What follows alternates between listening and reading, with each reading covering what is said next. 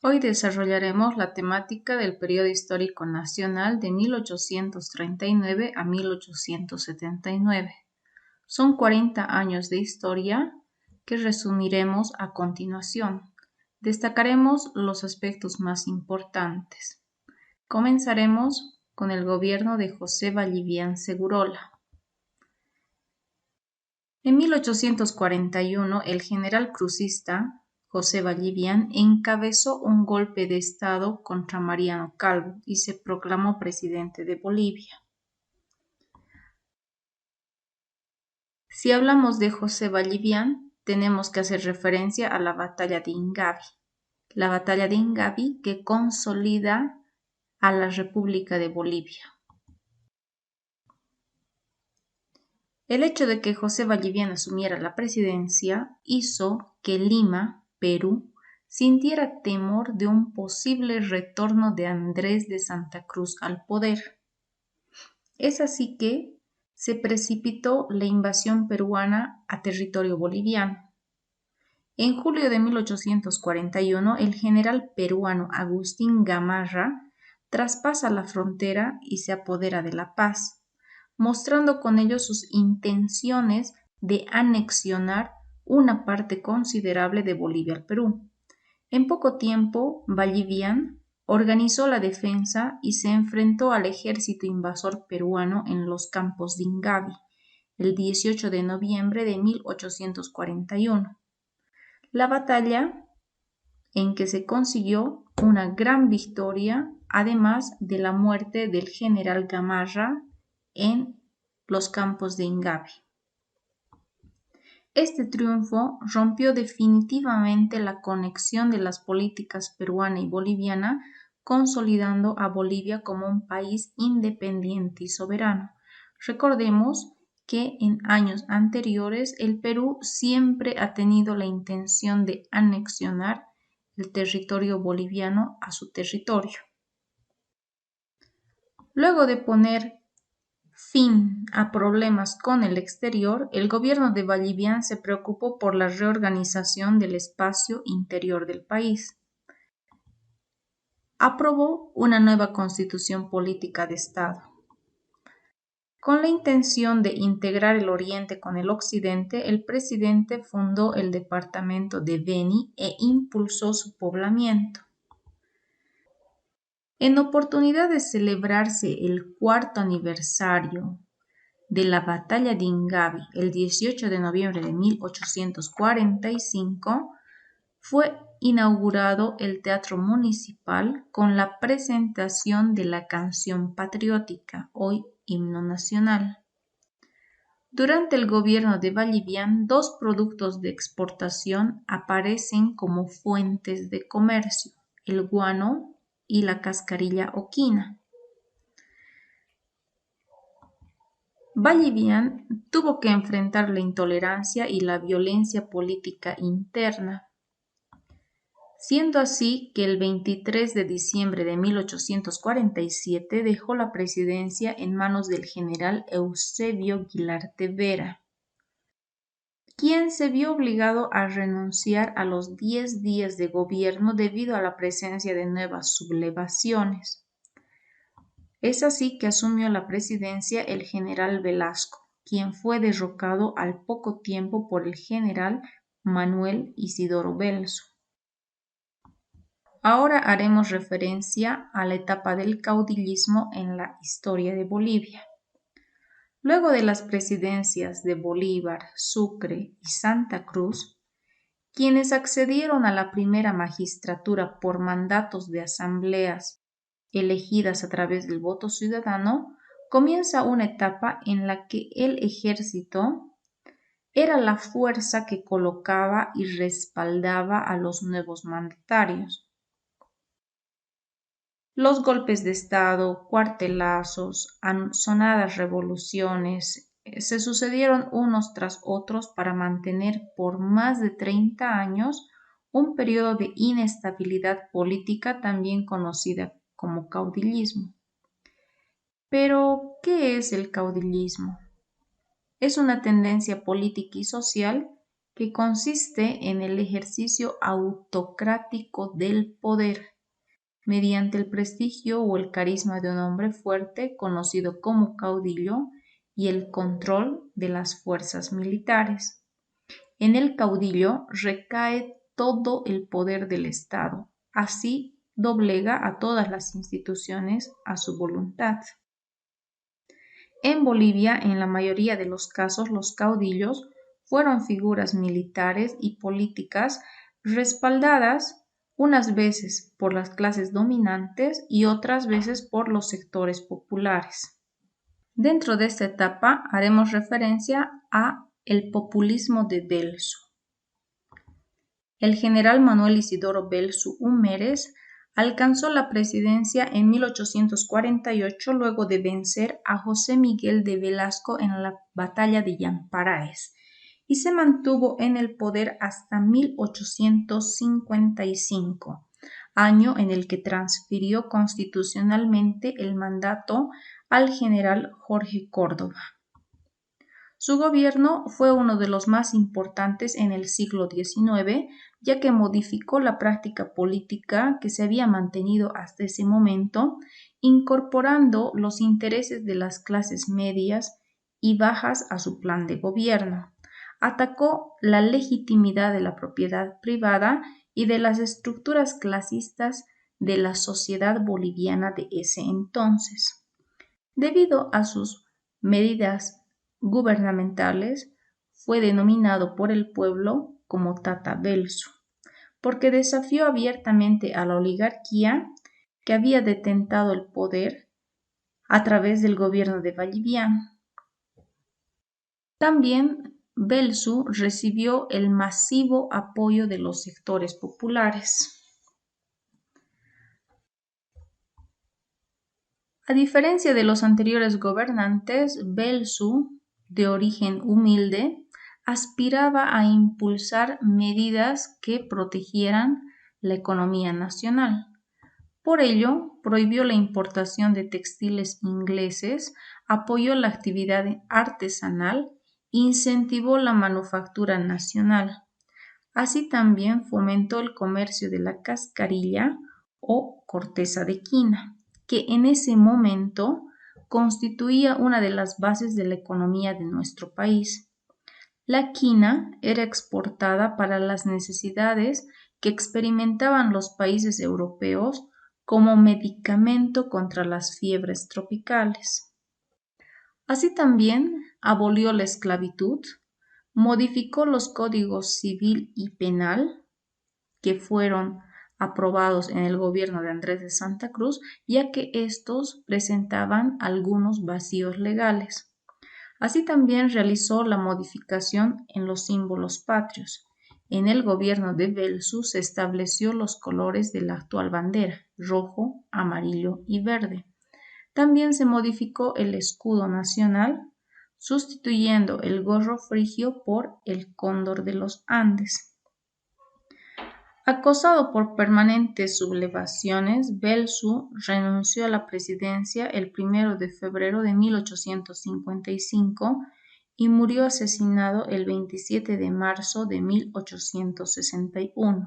Ahora resaltaremos los aspectos más importantes del gobierno de Linares, el presidente civil. José María Linares fue el único gobernante civil de todo el periodo caudillista. Accedió al poder al igual que el resto de los líderes militares. En 1857, apoyado por la clase dominante, encabezó un golpe de Estado que derrocó a Córdoba. Linares pretendió moralizar al país y reorganizar la administración del Estado, por lo que se proclamó dictador en 1858, es decir, que nadie podía criticar ni censurar sus actos. Así también redujo el gasto público, redujo el ejército de 6.000 a 1.200 hombres, bajo la frase de echar a la calle a 4.800 vagabundos. Reformó el sistema tributario con la finalidad de lograr mejores ingresos. Adoptó el sistema económico del libre cambio para atraer capitales extranjeros y reorganizó la actividad del sector minero. Su gobierno marcó el fin del sistema proteccionista y el ascenso del libre cambio.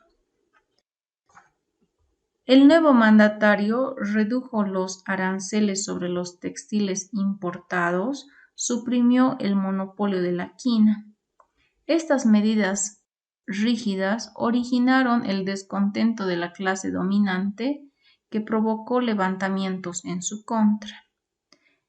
Por ello, en 1861, Linares fue derrocado por el general José María Achá.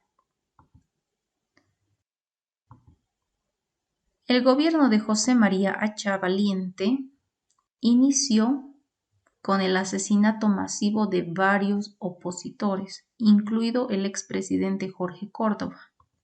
Su corta visión política le impidió ver la importancia de la iniciativa del empresario minero Avelino Aramayo, quien propuso ya en ese momento la compra de barcos de guerra para proteger nuestras costas y los yacimientos de guano y salitre que contenían. En 1863 las tropas chilenas habían ocupado la región costera de Mejillones, con el objetivo de garantizar que capitales chilenos, norteamericanos, ingleses explotaran los recursos naturales del lugar. El Congreso Nacional autorizó al gobierno iniciar acciones bélicas, pero debido a las carencias militares de nuestro país, no pudimos responder a ese avasallamiento, y es así que el gobierno de Achá se vio obligado a permitir la presencia de empresarios foráneos en nuestro territorio.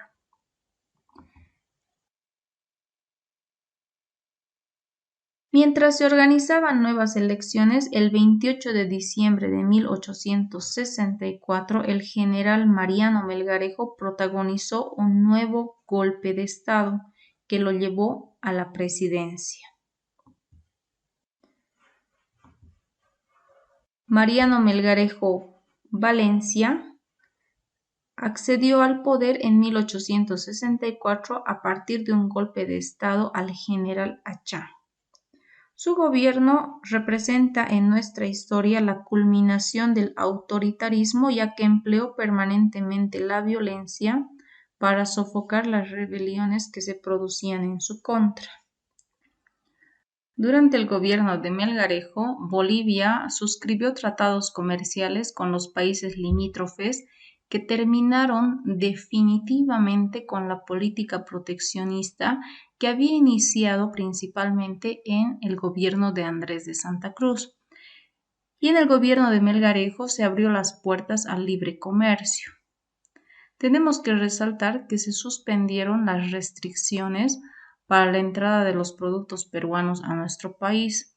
Así también desaparecieron los aranceles proteccionistas que defendían la producción de textiles nacionales.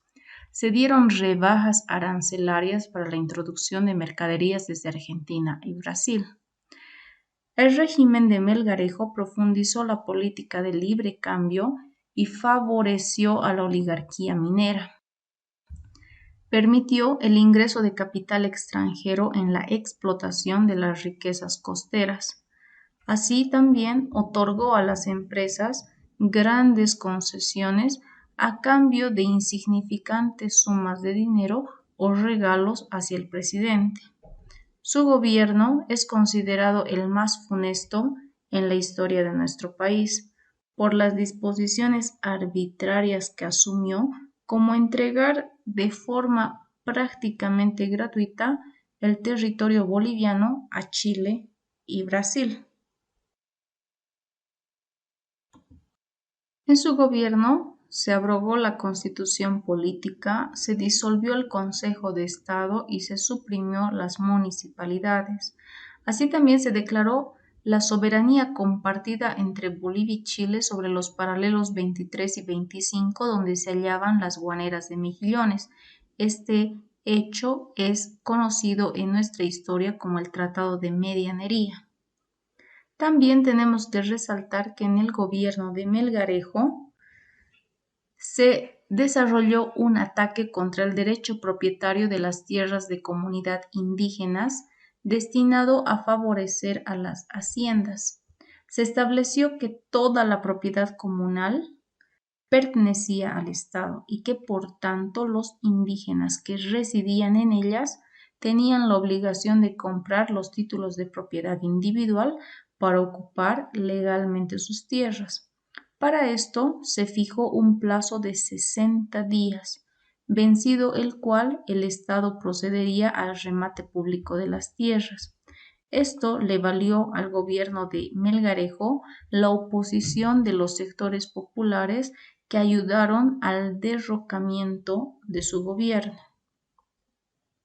Ahora resaltaremos los hechos más importantes del gobierno de Agustín Morales Hernández.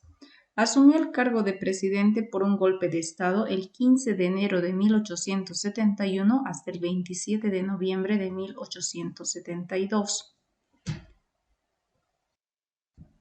Lo primero que hizo fue anular todos los actos administrativos de Melgarejo.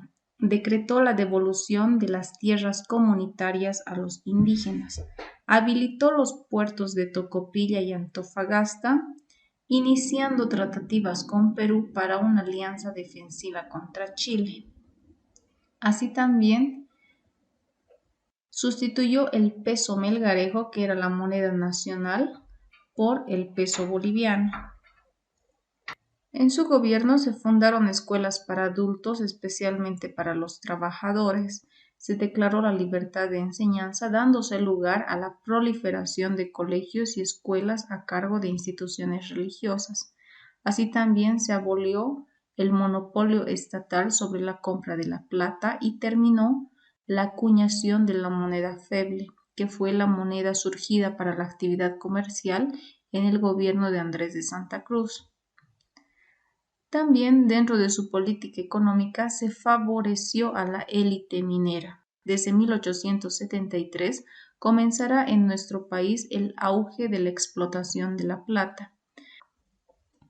Ahora desarrollaremos los aspectos más importantes del gobierno de Tomás Frías.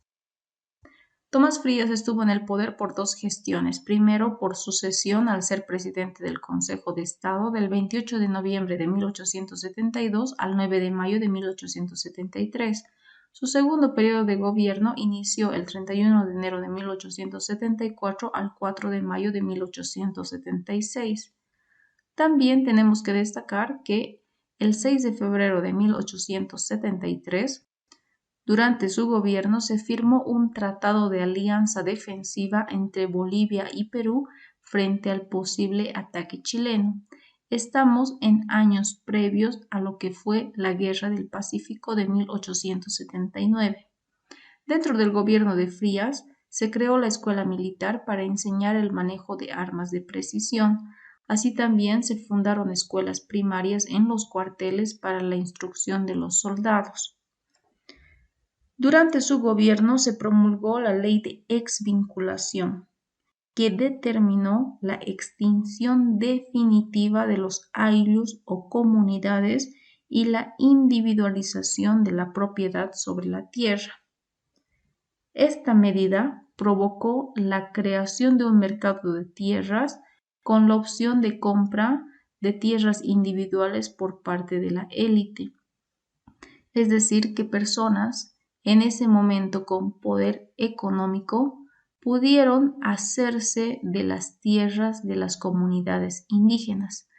Es por eso que a partir de este momento en nuestro país se produjo la expansión del sistema latifundista.